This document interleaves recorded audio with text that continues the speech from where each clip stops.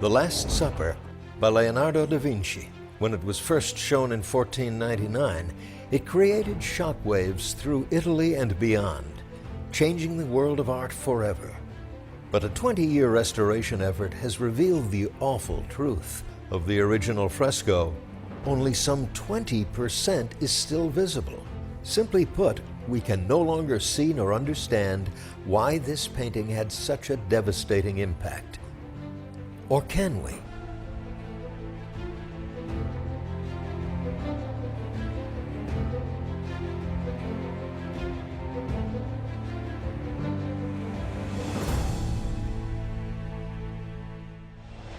This is the incredible story of a hunt across Europe, following a trail of clues and documents hidden for centuries that suggests that Leonardo and his workshop painted another Last Supper, a huge life-size canvas for none other than the King of France.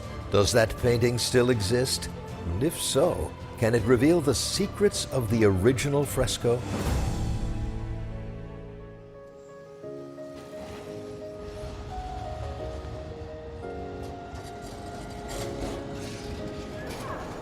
This is where our story starts, in Milan, the most important fashion and business city in all of modern Italy. And in that sense, not much has changed. Even in the 15th century, Milan was a bustling city, filled with artists and musicians.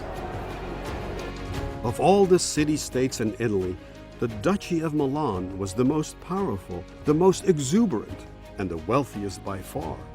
No wonder that many kings in Europe wanted to conquer it, particularly because the man in charge, a duke named Ludovico Sforza, was a tyrant who had seized power in 1481. And like many other such rulers, he was desperate to cloak his illegitimacy with the splendor of a Renaissance court. The duke had many projects, a monastery complex called the Certosa di Pavia, and a new church building right here in Milan called the Santa Maria della Grazia. But the biggest project of all was this massive cathedral, deliberately designed to be the biggest church building in all of Italy. So naturally, this city was a magnet for young artists and sculptors from all over the region. But why Leonardo? This artist wasn't from Lombardy, he was from Florence, the most exciting city in all of Italy, the wellspring of the Renaissance. What was he doing painting a fresco in Milan? The answer may be found in a small village outside of Florence called Vinci.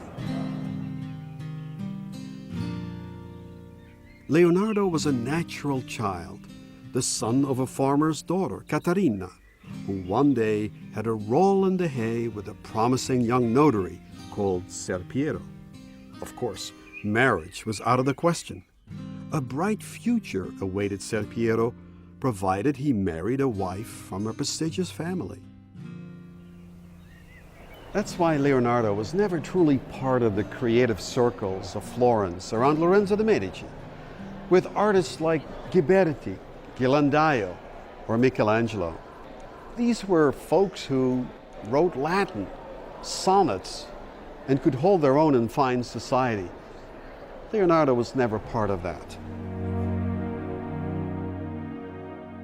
But Ser Piero never forgot his son and was always ready to use his connections to help him get work. But the lack of a proper education left young Leonardo at a major disadvantage. Instead, he was apprenticed to the workshop of one of the most prolific artists of Florence, Andrea Verrocchio. Here, Leonardo learned how to mix pigments, prepare panels, or transfer large fresco drawings, called cartoons, to a plastered wall. Eventually, Verrocchio allowed him to paint one of the angels in his panel of the Baptism of Christ. It's obvious that Leonardo's angel is much more beautiful than the rather dour angel to the right, painted by Verrocchio himself. So how did he create such lovely, angelic faces? The answer? by using a new invention called oils. Whereas most of Florence still used the flat colors of tempera paint, which dries quickly, Leonardo had begun to experiment with pigments mixed with oils, a technique first developed in Northern Europe.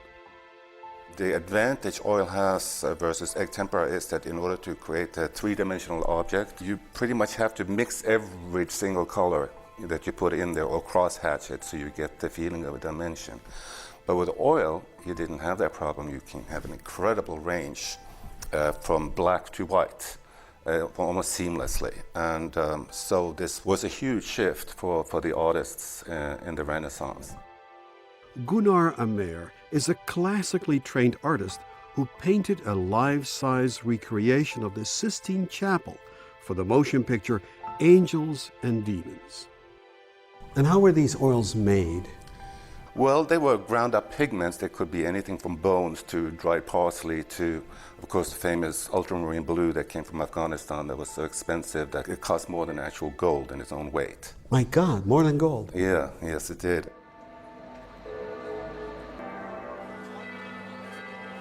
The 15th century, the Quattrocento, was an exciting time to be in Florence. It was a time of rebirth, the Renaissance, the revival of the ancient world in the arts, in science, in literature, and in engineering.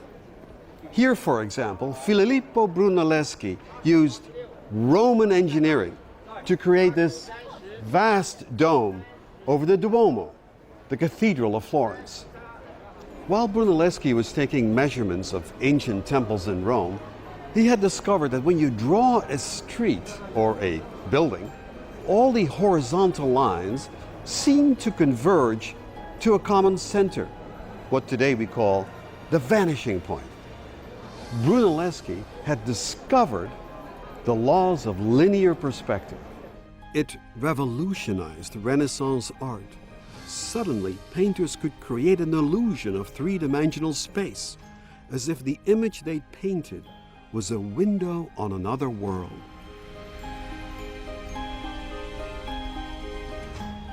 You know, for us, it's almost impossible to imagine the impact of this innovation. Why?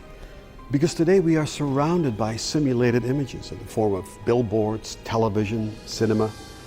They have conditioned our brain to interpret flat images as three-dimensional reality. But in the Middle Ages, men and women never had that experience before.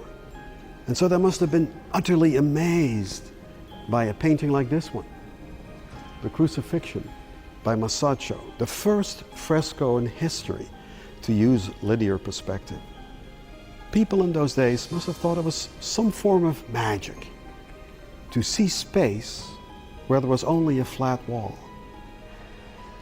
Leonardo was also trained in the magic of linear perspective in the workshop of his master Verrocchio, and he too was amazed by the possibilities. But as he began his first major painting, Leonardo realized that linear perspective had one major drawback. It tended to stifle the figures and inhibit their expressive power. In many paintings, the figures became like puppets fixed on a rigid grid. 10 years later, Leonardo would write, "How to give your figures a pleasing air? Look about you. When you see a beautiful face, remember its features and fix them in your mind." So what Leonardo is saying is, don't let geometry deprive your characters of feelings, of emotions, of psychological drama. And the first bold attempt to do just that is a painting that hangs right here in the Uffizi, called The Adoration of the Magi. Unfortunately, the monks who commissioned the panel weren't interested in moving the boundaries of Italian art. They simply wanted a pretty picture of the Nativity that people could recognize and worship. And so the work was stopped, and the painting remained unfinished. It would take nearly 2 decades before Leonardo could realize his great vision. He talked about wanting to create his work of fame. You could see Brunelleschi's work of fame. You could see Donatello's works of fame, and he wanted to create his own. And so his destiny, he felt, lay with a large court, with a grand patron, a single person who was going to be writing the checks. And that happened to be, the most powerful man in Italy in the 1480s and 1490s was the Duke of Milan, Lodovico Sforza. And so that's why he went north in 1482 to begin working for someone who was in effect a prince, not just a group of monks. That's why Leonardo decided to turn his back on Florence. And that's why he came here, in Milan, filled with ambition. Not as an artist, but as an engineer, a military engineer. He even prepared an impressive pitch for the Duke that cataloged all of his military talents.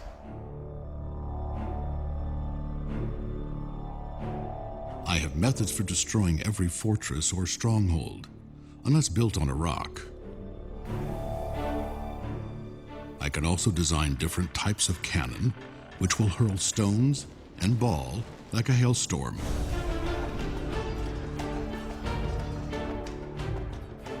Leonardo's hopes came to naught. It took several years for Duke Ludovico to finally notice the Florentine artist.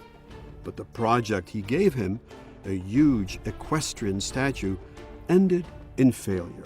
The only thing that remains of this massive project are his studies.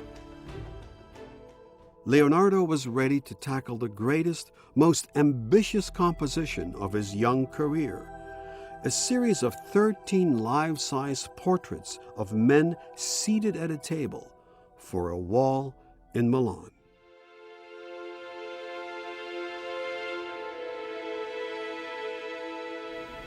How did the Last Supper project come about?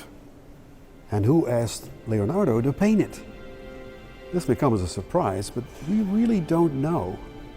What we do know is that the Duke Sforza tended to favor homegrown artists like Giovanni da Montalbano. They may not have been particularly imaginative, but they delivered their work on time and on budget, like this fresco of St. Peter Martyr. What we do know is that the Duke had chosen this church to become the pantheon of his dynasty. Actually, it was part of a Dominican convent, and the abbot right away saw his opportunity. So he asked the Duke if he would build him a new refectory, a place to have meals for the monks, complete with frescoes. A refectory was usually decorated with two paintings, a Last Supper and a Crucifixion of Christ. The Last Supper illustrated the institution of the Eucharist, whereas the Crucifixion depicted the redemption of mankind through the suffering of Jesus, the two counterpoints of Christian theology. The most important fresco, destined for the south wall, was the Crucifixion of Christ. This the Duke gave to Giovanni da Montalbano, whose family had been working on the Cathedral of Milan for many decades. But who was going to paint the north wall? Leonardo da Vinci? Up to this point, what Leonardo had done, other than the failed equestrian project and the two small portraits, was the production of plays and masks for the entertainment of the Duke and his court. Was he truly going to be given this monumental fresco? But Leonardo was in effect a special effects man for the Duke, and so I guess we would think of him as a sort of a combination set designer, costume designer, and special effects person for these spectaculars that Lodovico would have staged maybe a couple of times a year in Milan. That is why Leonardo was determined that with this fresco, he was going to astonish them all.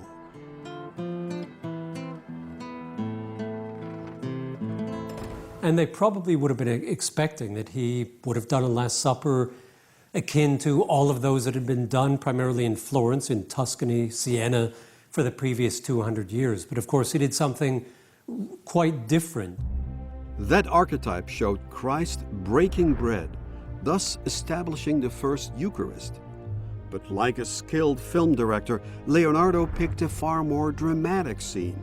The moment when Jesus declares that one of the men in the room is a traitor.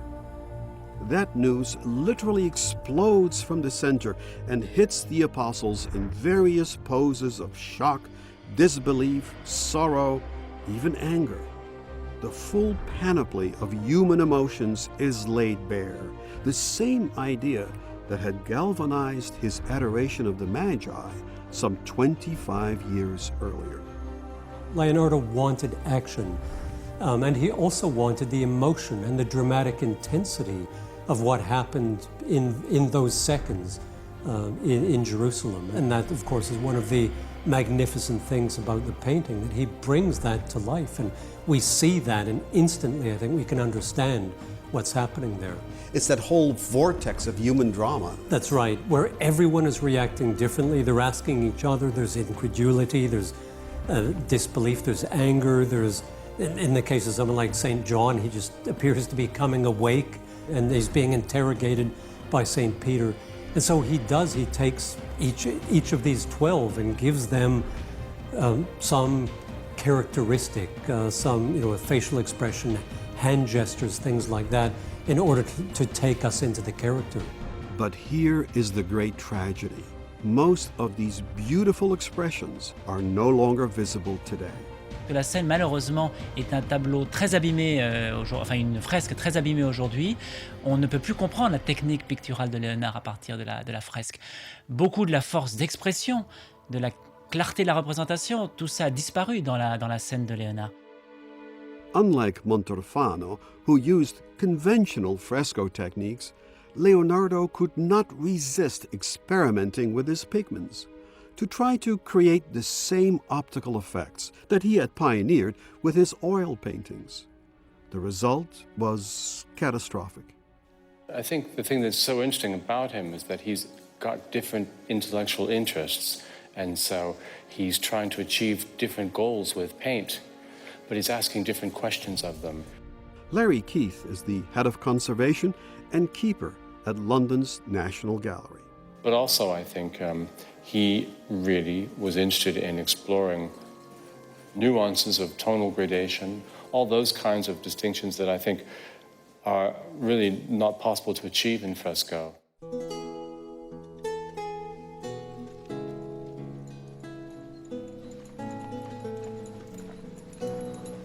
In 1517, an influential cardinal named Luigi d'Aragon and his secretary, Antonio de Beatis, went on a tour and, among others, visited the convent in Milan to see the Last Supper.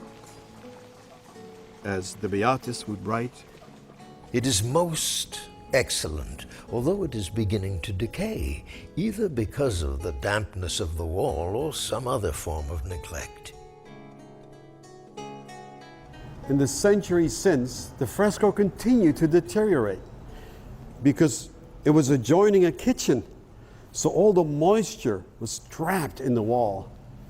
In the end, there's really no way to know what Leonardo's great masterpiece looked like. Or is there? Long before Antonio's visit, another, even more distinguished visitor came to Milan, with an army in tow. This was the newly crowned King of France, Louis XII.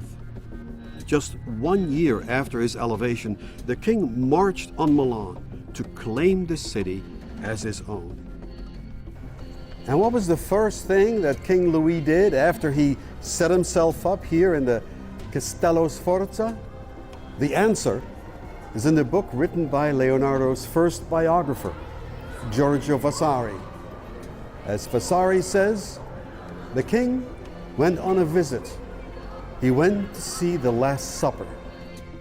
The king was deeply impressed by the excellence of this picture, both in composition and execution, and convinced that he should take it back to his kingdom And so he tried to find architects who could build a framework of wood and iron to safely transport the fresco back to France with no regard for expense.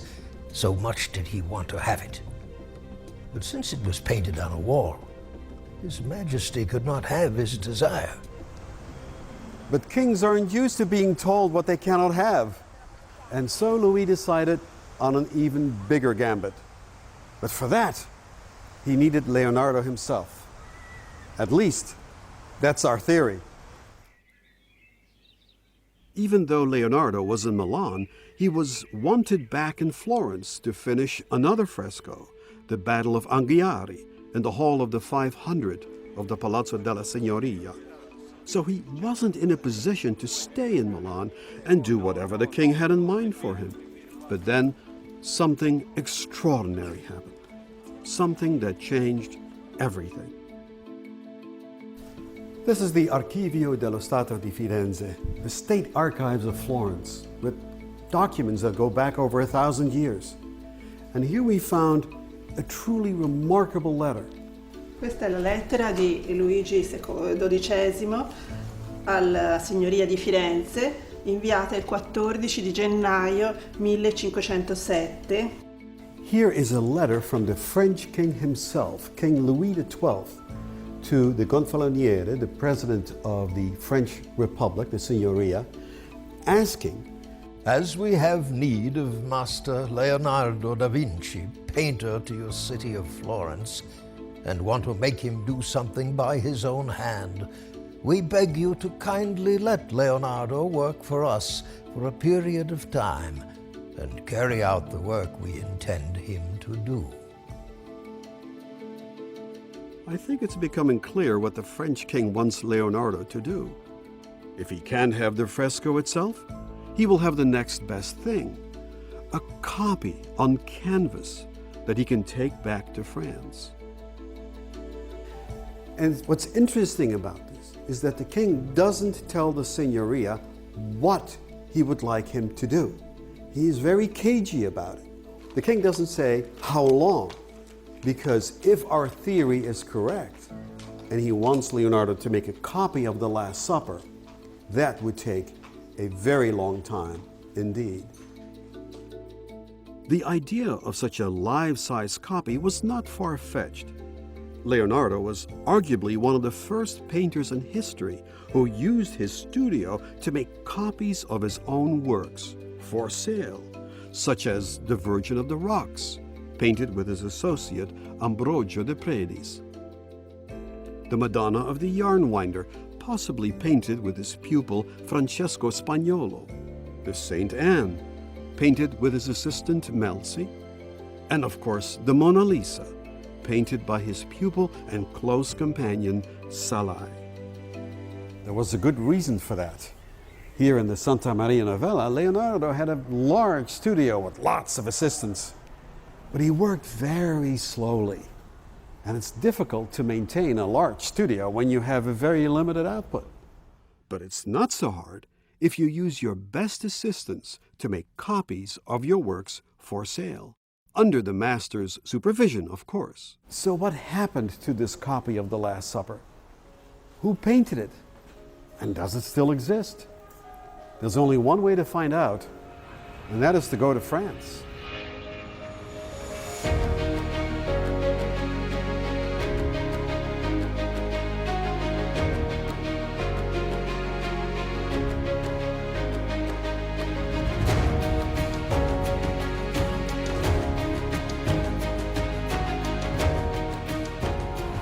Today we think of Paris as the world's epicenter of art, culture, and fashion. This is where the world comes for beauty and refinement. But in the 16th century, things were very different.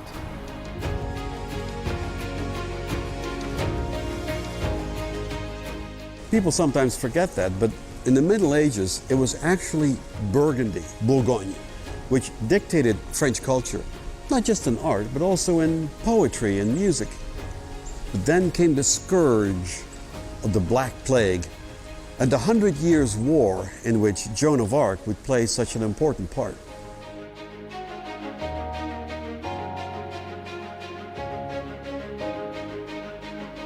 So by the time Louis XII came to the throne, France was a mere shadow of its former self. And Louis was very much aware of that. He knew that French artists needed to take their cue from the Italian Renaissance. And I think that's why he was so incredibly keen to get the Last Supper into France. But if that's true, and if a life-size copy of the Last Supper was actually made, where did it go? The answer, I think, may be hidden behind these walls. This is the Château de Gaillon, which once served as the residence of Georges d'Amboise. Georges d'Amboise was the most important man besides the King Louis XII, a sort of prime minister. We can underline the fact that he was as powerful as the king. Yeah.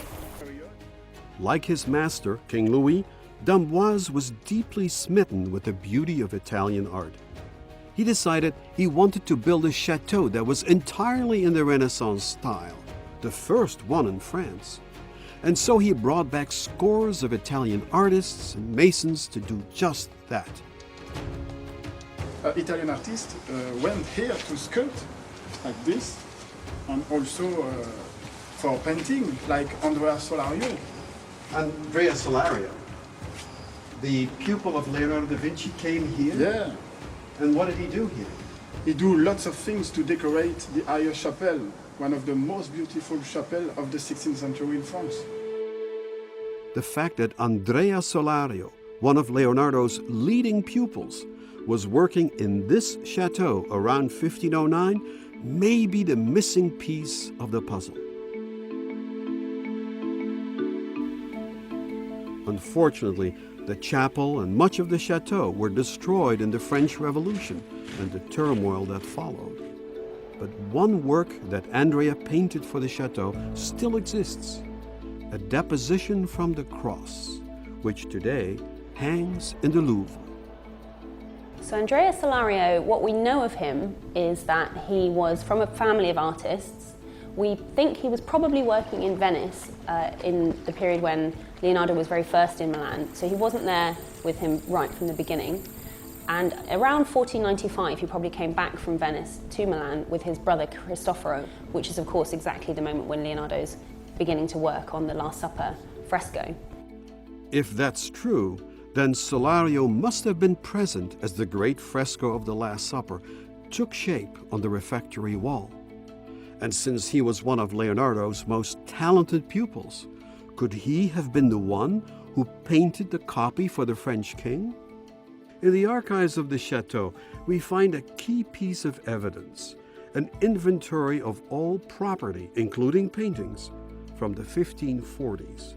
One of these paintings is La scène faite en toile en grand personnage qui fut Monseigneur fils à portée de Milan, a Last Supper on canvas with monumental figures, which His Grace had brought over from Milan. Could this be our first hard piece of evidence of a life-size copy of the Last Supper, en grand personnage, with monumental figures? Put this together with what we know, that Andrea Solario was in Gaillon in 1509, and the pieces begin to fall into place. There is little doubt that Solario was a favorite of the d'Amboise family. In 1507, he even painted a portrait of Georges' nephew, Charles d'Amboise. Charles was none other than the governor of Milan at that time. But given the short time frame in which the copy was finished, between 1507 and 1509, it is likely that not only Solario, but also other Leonardo pupils were involved, including, for example, Giampietrino.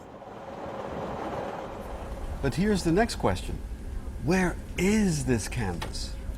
After all, if it's as big as we think it is, it's not something you would lose very easily.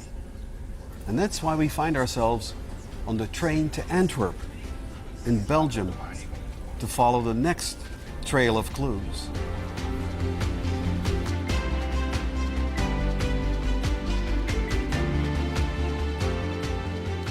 We usually think of Antwerp as the city of Rubens, the painter of the Baroque.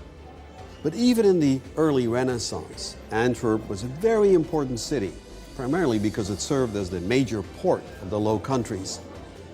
But things started to change in the early 16th century, primarily as a result of the growing tensions between the Protestant North and the Catholic South, which ultimately produced the 80 Years' War.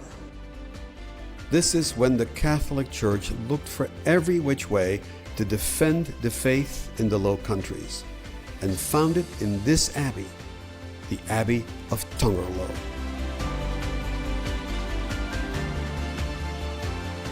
Now, what I think is so interesting is that Dutch Calvinism rejected all forms of religious imagery. Paintings, sculpture, even stained glass. It was all torn down and destroyed.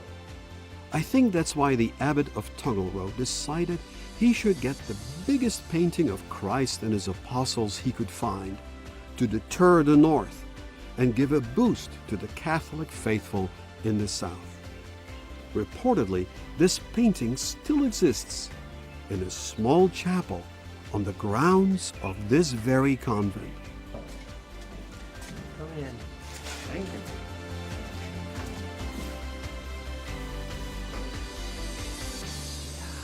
Oh my God, there it is. There it is, yes. This is the painting we've been looking for all these weeks. Yeah. It is magnificent.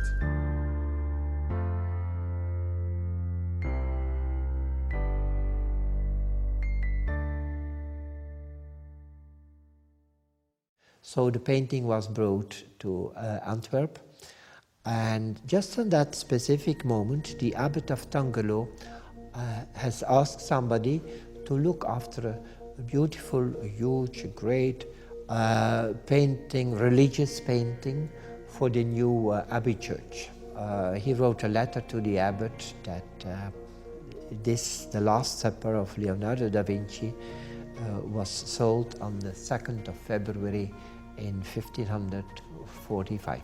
So the painting was actually presented and sold as a product of Leonardo da Vinci. Yeah. It's painted by Leonardo da Vinci. Well, it was in those days it was not that important, but probably 90% of the painting is the work of disciples, pupils of da Vinci. Yeah.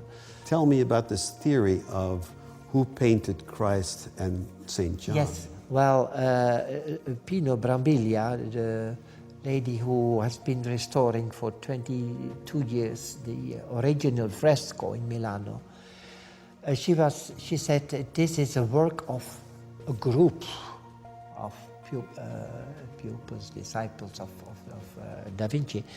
But she said, I'm convinced that Christ is, and especially also the Apostle of St. John, the favorite model of Da Vinci, has been painted by himself. By Leonardo? Yeah. Why is that? It's a tear. Well, it's a quality. The quality of you, when you look at painting, you see that St. John is very nice. It's exceptional. The quality is very, very well.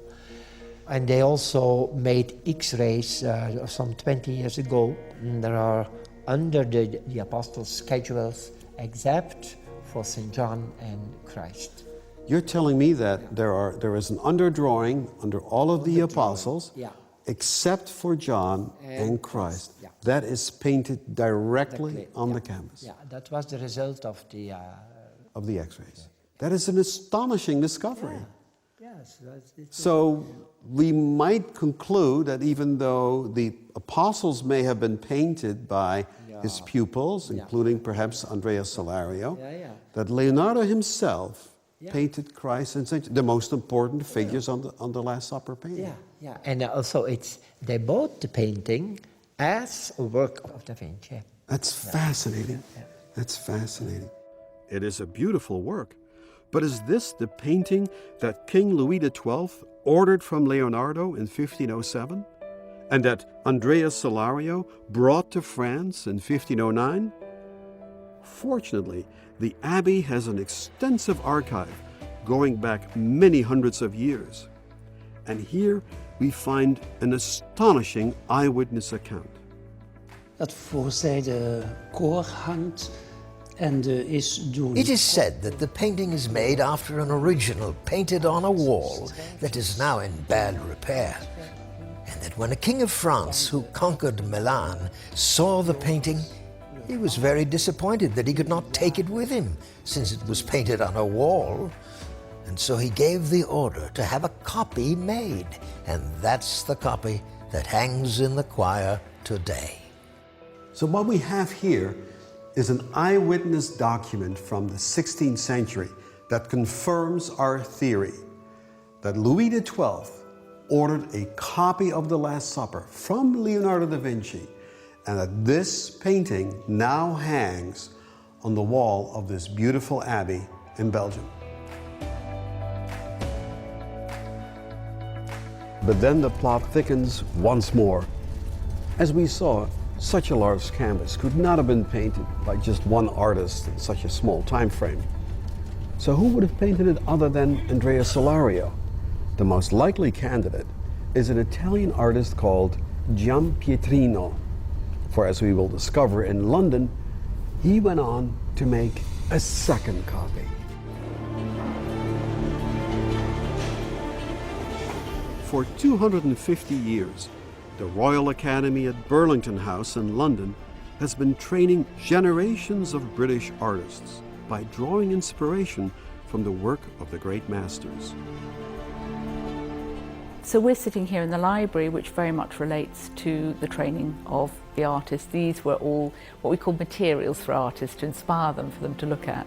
When did the Royal Academy acquire the copy of the Last Supper, and why did they acquire it? So it was 1821. The Academy bought it for 600 guineas, which then was a lot of money. As a sort of comparison, in 1820 the National Gallery bought a real Titian for just over £300. So to spend £600 on what was a copy was an immense amount of money. So they had to gather all the artists together, they all had to vote on it.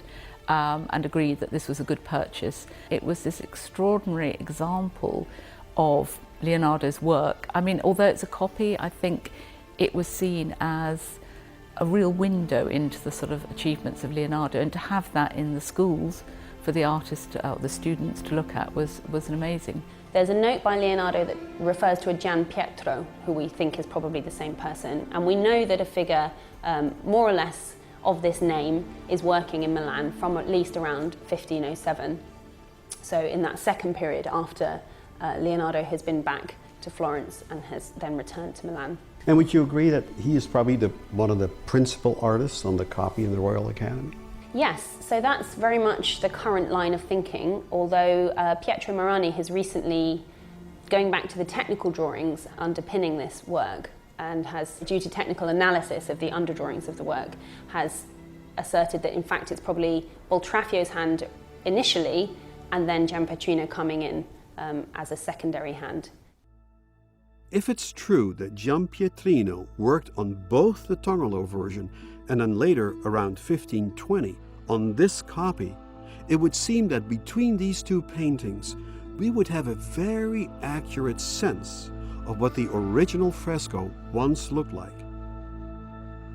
I think the scale of it does appear to be very, very close to the original, and certainly these heads that we can investigate further seem to be very close to the original. Boltraffio and Giampietrino obviously had access to Leonardo's drawings, cartoons, and I think there's possibly evidence that there may have been some sort of pricking out or tracing or from these original cartoons. So, this is really interesting that the basis may be kind of even closer than we originally thought.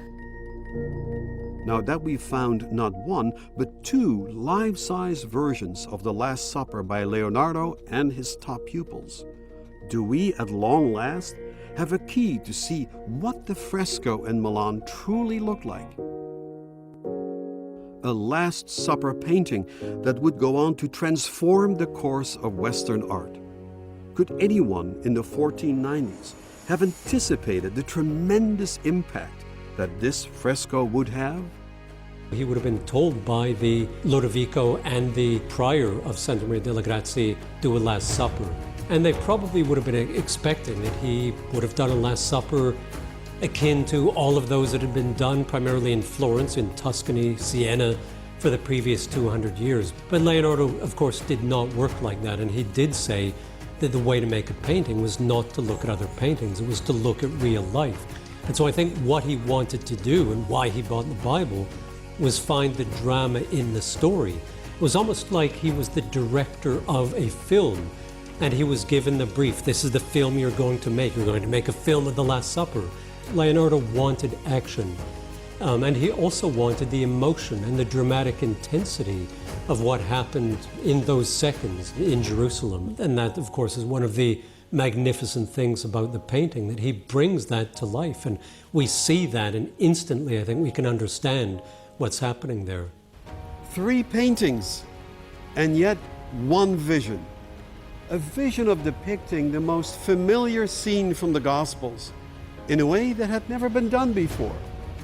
And now we know what that original vision once looked like, thanks to a canvas in a remote convent in Belgium.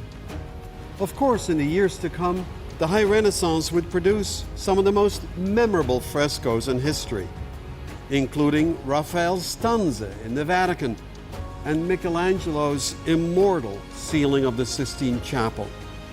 But all that incredible realism, all that monumental grasp of the human figure first started with a fresco on the wall of a refectory in Milan.